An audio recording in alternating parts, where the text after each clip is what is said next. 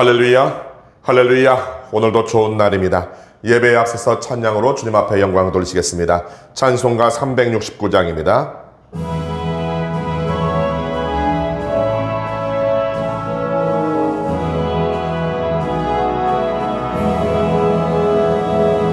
죄짐부터 노리고저 어찌 좋은 친구인지 걱정 근심 무거운지 우리 주께 맡기세. 주께 고함 없는 고로 복을 받지 못하네. 사람들이 어찌하여 아랠 줄을 모를까. 시험 걱정 모든 괴로움 없는 사람 누군가. 두절없이 낙심 말고 기도드려 아뢰세. 이런 진실하신 친구 찾아볼 수 있을까. 우리 약함하시오니 어찌 아니하랄까. 근심 걱정 무거운지 아니 진짜 누군가. 비난처는 우리 예수 주께 기도드리세. 세상 친구 멸시하고 나를 조롱하여도 예수 앞에 안기어서 참된 위로 받겠네.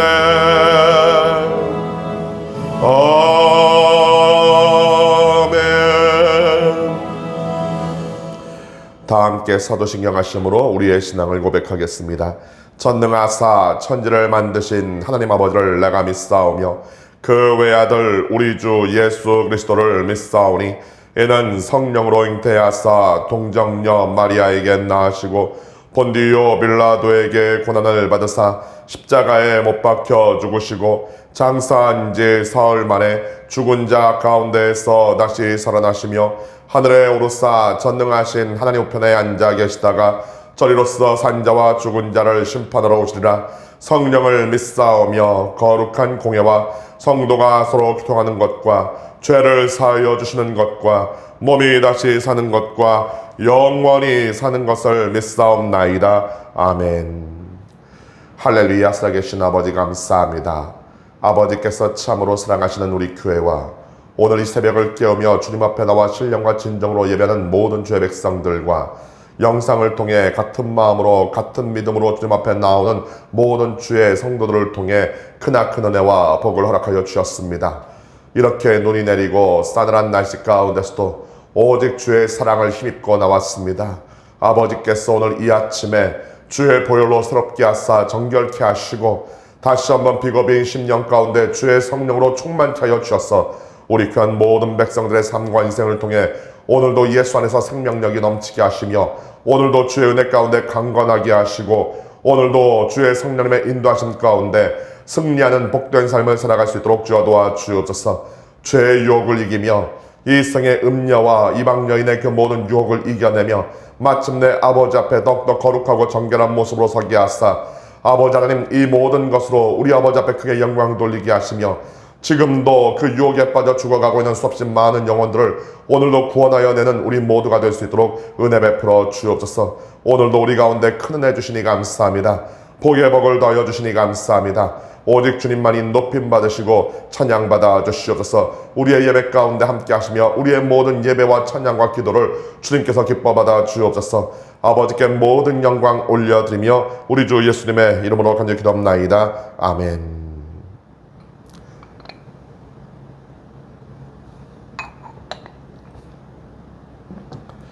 오늘 함께 은혜 받으실 말씀은 잠언서 7장 6절에서 9절의 말씀입니다.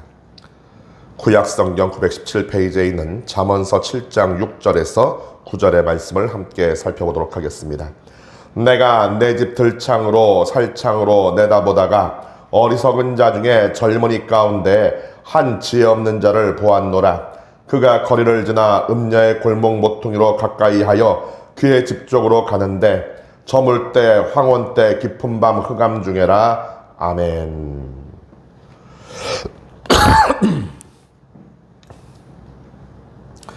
내가 내 집 들창으로 살창으로 내다보다가, 솔로몬 왕이 이 잠언을 지으신 분이 이렇게 집에 있으면서 집에 있는 그 창문으로 이렇게 거리를 갖다가 내려봤다고 하는 것입니다.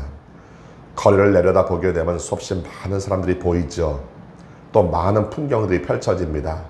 이 모양 저 모양으로 사람 사는 모습들이 보이게 되지요. 그런데 그 중에 어떤 한 사람이 눈에 보이더라는 얘기입니다. 아주 젊은 사람이, 이제 막 피어나기 시작하는 그런 사람이 거기에 눈에 띄었다고 하는 것이죠. 내가 내 집 들창으로 살창으로 내다보다가 어리석은 자 중에 젊은이가 있는데 딱 봐도 어리석은 사람이다. 멀리 창문으로 보고 있는데 똑똑한지 지혜가 있는 사람인지 지혜 없고 미련한 사람인지 어찌 알겠습니까? 그 하는 거 보면 안다는 얘기예요. 그의 발걸음이 어디로 향하고 있는지를 보면 안다고 하는 것이죠. 여러분, 사람의 발걸음이 그냥 스스로 아무 때나 움직입니까?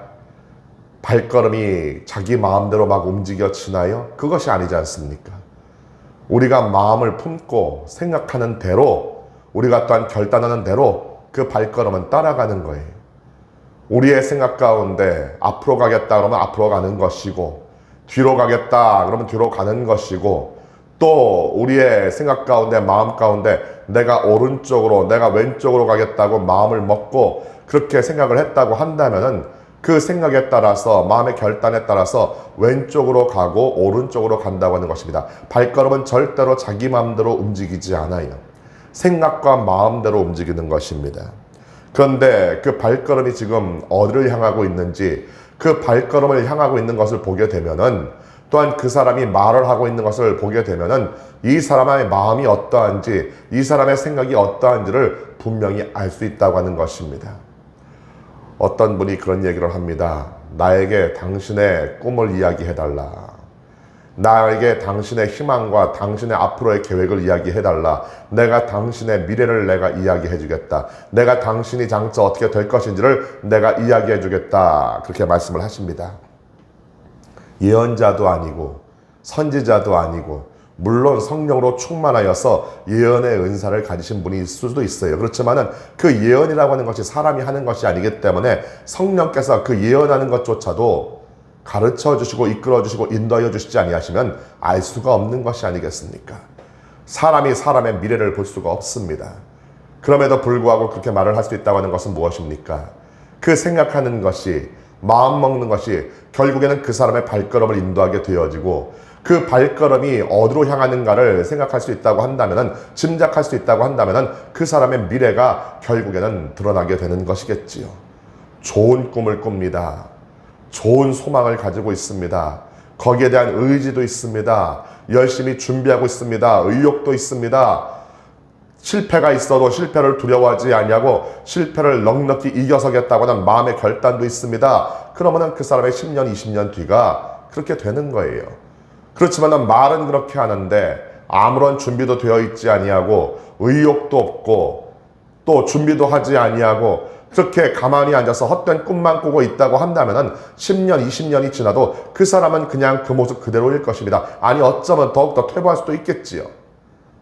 그런데 이 사람이 지금 가는 것을 보게 되면은 그 사람의 지금 마음과 생각이 어떻다고 하는 것이 분명히 나타나 있지 않습니까? 그걸 보고 안다고 하는 거예요. 이 사람이 지금 어디로 가고 있습니까? 어리석은 자 중에 젊은이 가운데 한 지혜 없는 자를 보았노라. 지혜 없는 자, 어리석은 자, 왜 그렇게 판단을 하였는가? 다른 것이 아니라 그가 거리를 지나 음녀의 골목 모퉁이로 가까이 한다는 거예요.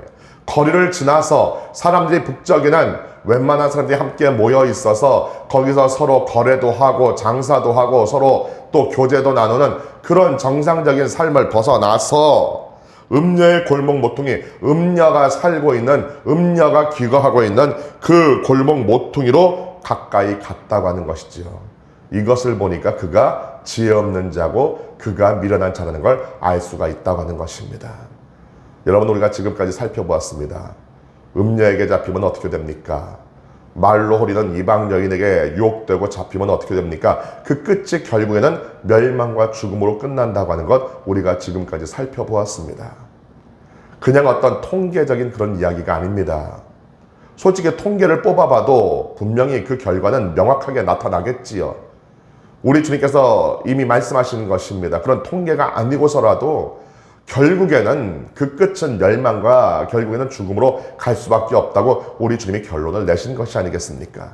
그런데 이 젊은 사람이, 이 미련하고 이 어리석고 이 지혜가 없는 사람이 지금 음녀가 사는 그 골목 가까이로 지금 가고 있다고 하는 것입니다. 그의 발걸음을 옮기고 있다고 하는 것이지요. 그 마음이 어떻다는 얘기입니까? 그 생각이 어떻다는 얘기입니까? 그 마음 가운데 한마디로 말하면 죽으려고 가는 것이 아니겠습니까? 그 마음이 부정적이고 그 마음이 더럽고 추하며 그 마음 가운데 죄악이 가득하니 결국에는 그 죄악된 마음이, 그 더럽고 추한 마음이 그런 음녀의 길로 이끄는 것이 아니겠냐고 하는 것입니다. 마음을 잘 지켜야 됩니다. 마음을 잘 지켜야 돼요. 아버지의 말씀을 듣고 그 말씀을 우리 가운데 새기고 또 우리 마음에 새기고 우리 생각에 새기고 그 계명을 잘 새겨야 된다고 하는 것이죠. 분명히 이렇게 잘 새기고 그것을 잘 기억하고 그 말씀을 따라가면은 그것이 너를 그 음녀에게서, 이방 여인의 허리난 말에서 너를 구원할 것이다. 분명히 구원의 길을 알려주었음에도 불구하고 마음에 새기지도 아니하고 기억하지도 아니하고 생각도 아니하고 그냥 자기가 있어야 될 것을 알지 못하고 그냥 가는 거예요. 제일 비극이 무엇입니까? 다른 것이 비극이 아니에요. 자기가 있어야 될 것을 알지 못하는 것이 제일 큰 비극입니다. 우리 주님께서 가지 말라고 하시면 가지 말아야지요. 나아가라고 하면 나아가야지요. 어느 복음성가에 있듯이 주님 말씀하시면 내가 나아가리다. 주님 말씀하시면 내가 멈춰서리다. 나의 안고 서는 것 주의 뜻에 있으니 오 주님 나를 인도하여 주옵소서. 그 말씀을 생각하면서 주의 말씀을 따라가야 되는데 말씀 따라가지 아니하고 있어야 될 곳에 있지 않으니까 꼭 이런 비극적인 일이 벌어지는 겁니다. 아담과 하와가 왜 타락했나요? 있어야 될 곳에 있지 않으니까 유혹을 받아서 우리 아버지 앞에 반역하고 타락한 것이 아니겠습니까? 분명히 뭐라고 말씀하셨어요? 선악을 알게 하는 그 나무의 실과는 절대로 먹지 말라고 하셨어요. 아예 신경 끄라고 하셨어요. 그럼에도 불구하고 어떻게 합니까? 거기에 끌려서 갔습니다. 보암직도 하고 먹음직도 하고 지롭게 할 만큼 탐스럽기까지 하니까 그 눈에 보이는 것에, 육신의 눈에 보이는 것에 끌려가지고 거기 갔다가 누구를 만난 거예요? 사단을 만난 거예요. 사단의 유혹을 받고 음녀요, 이방 여인이 사단의 유혹을 받고 결국에 어떻게 됐어요? 선악을 알게 하는 나무에 그 열매를 따먹었다가 그리고 그 남편에게도 주어서 함께 먹었다가 어떤 일이 벌어지고 말았습니까? 지금의 이런 비극적인 역사가 거기서부터 출발하게 되었다고 하는 거예요. 롯이 왜 망했습니까? 복의 근원인 자기 삼촌 아브라함에게 꼭 붙어 있었으면은 그도 역시 축복의 주인공으로 끝까지 남았을 겁니다. 아무리 삼촌이 떠나라고 해도, 아무리 갈라서자고 해도 정말로 지혜가 있고 정말로 그 마음 가운데 무엇인가 깨달음이 있는 사람이라고 한다면은 절대로 떠나지 않았을 겁니다. 삼촌 왜 그러십니까? 아예 차라리 제가 가지고 있는 거 다 드릴 테니 제 모든 것 관리 다 삼촌한테 맡겨드릴 테니까 제발 저보고 가라고만 하지 마십시오. 그런데 자기가 이제 가진 것이 많아지고 그 삼촌 덕에 복을 받아 가진 것이 많아지고 자기가 힘이 커지다 보니까 어떻게 됩니까? 엉뚱한 생각을 하게 되는 거예요. 삼촌 없이도 살 수 있다. 내 맘대로, 내 뜻대로, 내 힘으로 살 수 있다. 그리고 갈라섰어요. 삼촌을 떠나서 정말로 눈에 보이는 좋은 거대로 애굽 땅과 같이 마치 에덴 동산처럼 좋았던 그 물도 넉넉하고 풀도 넉넉한 그곳으로 갔는데 결국에는 어떻게 됐습니까? 눈에 보기만 좋은 것이지 결국에는 성경 말씀 보니까 뭐라고 되어 있어요? 점점 더 소돔과 고모라 근처로 가더라는 얘기입니다. 그 악인들이 가득한 곳으로 가라는 얘기예요. 결국 거기 머물다가 어떤 일이 벌어졌습니까? 쫄딱 망했잖아요. 그 멸망과 죽음의 장소로 자기가 들어간 거 아니겠습니까? 어디 있어야 되는지를 분명히 알아야 돼요.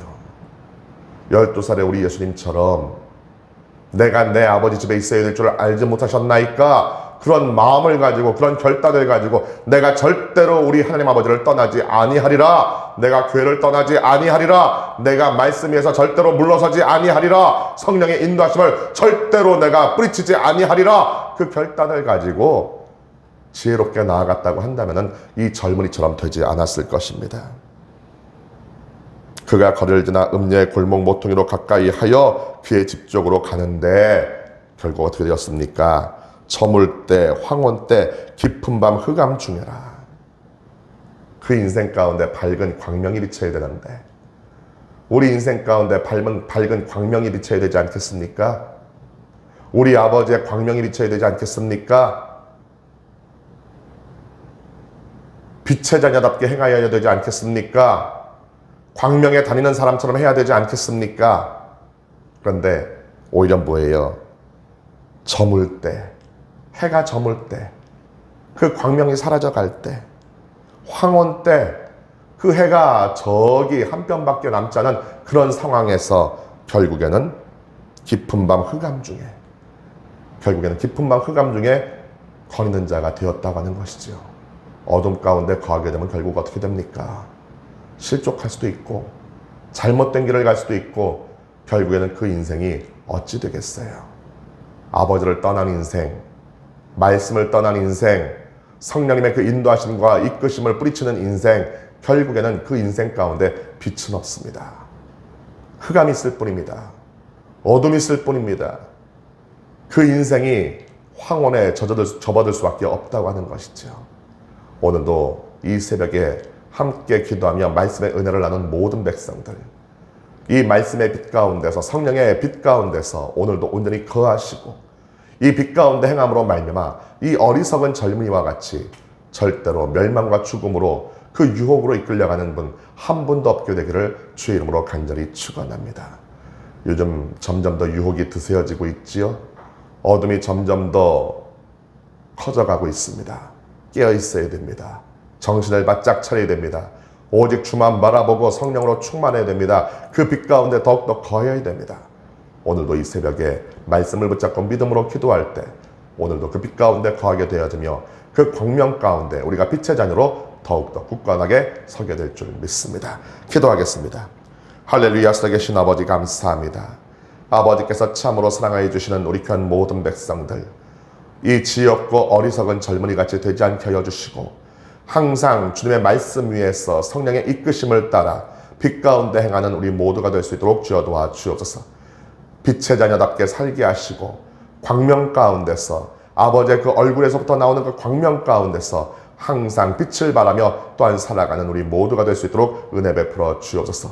오늘도 모든 유혹을 이기게 하시고 모든 어둠을 물리치게 하시며 예수 믿는 사람으로서 사명을 감당하는 우리 모두가 될 수 있도록 주여 역사하여 주옵소서. 오늘도 이 아침에 주의 성령으로 충만하게 하시고 말씀을 깨닫게 하시며 깨달은 말씀 붙잡고 믿음으로 기도하며 간구하는 모든 것들이 주의 은혜 가운데 반드시 이루어질 수 있도록 주님 도와주시옵소서. 우리 주 예수님의 이름으로 간절히 기도합나이다. 아멘.